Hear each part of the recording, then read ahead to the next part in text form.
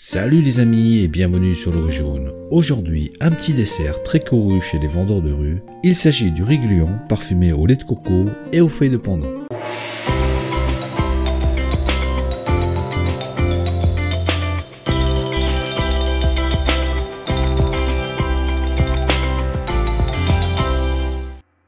Il nous faudra pour cela des feuilles de pandan bien sûr. À défaut, vous pouvez utiliser de l'extrait de celle-ci.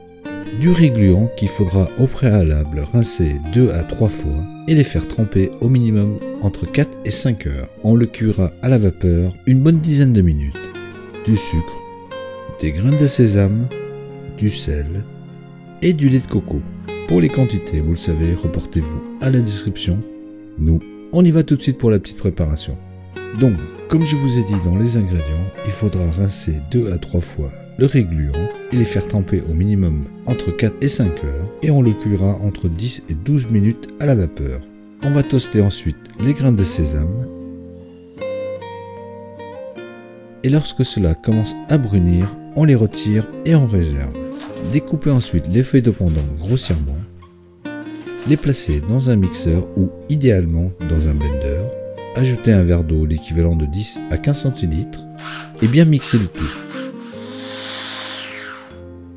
On va ensuite filtrer à l'aide d'une passoire et d'une feuille de papier absorbant et extraire le maximum de jus.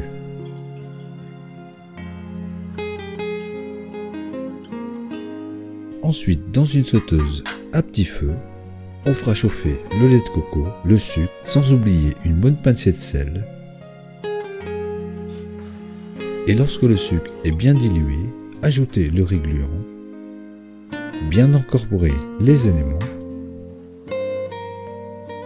On coupe le feu, on couvre et on laisse reposer une dizaine de minutes.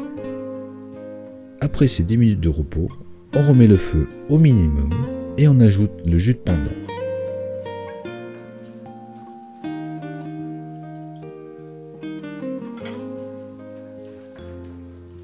Nous allons ensuite sécher l'ensemble tout en remuant pendant 5 minutes.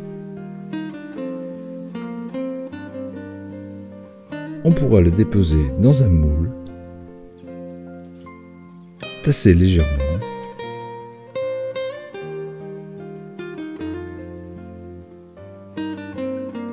lisser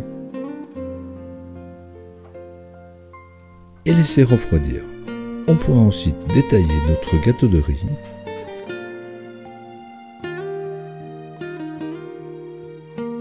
dresser, parsemé de graines de sésame toastées et on peut déguster. Voilà, toujours aussi simple et efficace comme d'habitude. Alors si vous avez aimé la vidéo, n'hésitez pas à la partager et à la liker. Pour plus de détails sur la recette, comme d'habitude, reportez-vous à la description. Nous en attendant, on vous dit à bientôt et bon appétit!